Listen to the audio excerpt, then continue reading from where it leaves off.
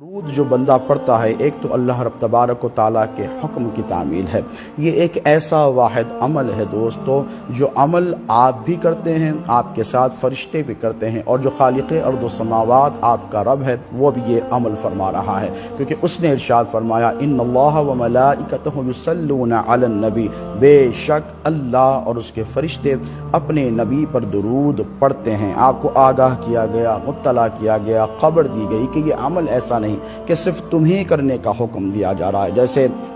نماز کا معاملہ ہے، جیسے روزے کا معاملہ ہے، حج کا معاملہ ہے، زکوٰۃ کا معاملہ ہے، دین کے دیگر امور ہیں، جہاد کا معاملہ ہے، اس میں اللہ تم کو حکم دے رہا ہے، وہ خود نہیں کر رہا ہے، لیکن یہ ایک ایسا عمل ہے دوستو درود پاک جو اللہ بھی کر رہا ہے اور فرشتے بھی کر رہے ہیں، اور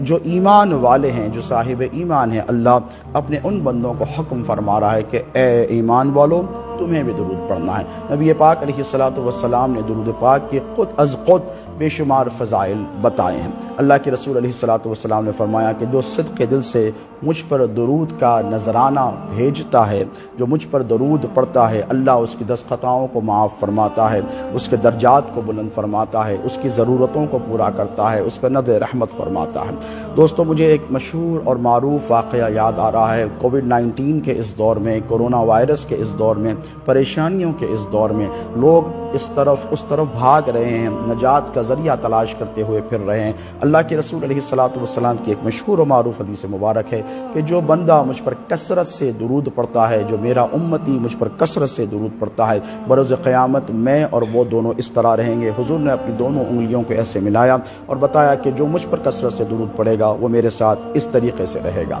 اور بے شمار فضائل اللہ کے رسول علیہ السلام نے درود پاک کے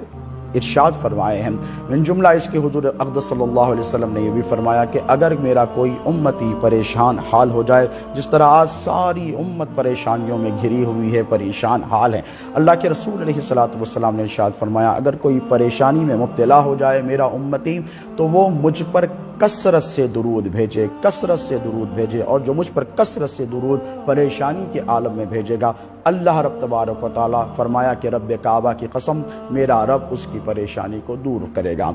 اور یاد رکھیں درود اس وقت تک مکمل نہیں ہوتا جب تک کہ درود میں نبی پاک علیہ السلام کے ساتھ ان کی آل کا ذکر نہ کیا جائے۔ حضور نے ایسے درود کو ناپسند فرمایا ہے جس میں نبی کی آل کا ذکر نہ ہو، بلکہ حدیث شریف کے الفاظ جملے یہ بھی آتے ہیں، حضور نے یہاں تک بھی ارشاد فرمایا کہ مجھ پر دم کٹا درود نہ بھیجا کرو۔ صحابہ نے پوچھا یا رسول اللہ یہ دم کٹا ہوا درود کیا ہوتا ہے؟ تو حضور پاک نے فرمایا کہ دم کٹا ہوا درود یہ ہوتا ہے کہ جو مجھ پر درود پڑھے اور میری آل کا اس پر ذکر نہ کرے، میری آل کو میرے درود میں شامل نہ کرے، یہ دم کٹا ہوا درود ہے، یہ مجھے قبول نہیں۔ اسی لیے کہ دیکھیں اس میں شرعی ایسپیکٹ بھی ہے، ایک اسلامک پرسپیکٹو بھی ہے کہ جب آپ کسی چیز کی قربانی، بکرے کی عید الاضحیٰ کے موقع پر قربانی کے لیے دیتے ہیں تو جس میں نقص ہوتا ہے، یعنی دم کٹا ہوا ہو یا آنکھ ٹوٹی ہوئی ہو یا سینگ ٹوٹی ہوئی ہو، تو اسے قربانی کے لیے جانور کو استعمال نہیں کیا جاتا۔ اس کا مطلب یہ ہے کہ اللہ کی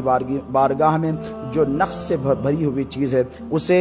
پیش نہیں کیا جاتا۔ ٹھیک اسی طرح حضور نے فرمایا میری بارگاہ میں بھی جن چیز میں نقص ہو، جس چیز میں خرابی ہو، جو ادھورا ہو، وہ پیش نہ کیا جائے، بلکہ درود مکمل پڑھا جائے۔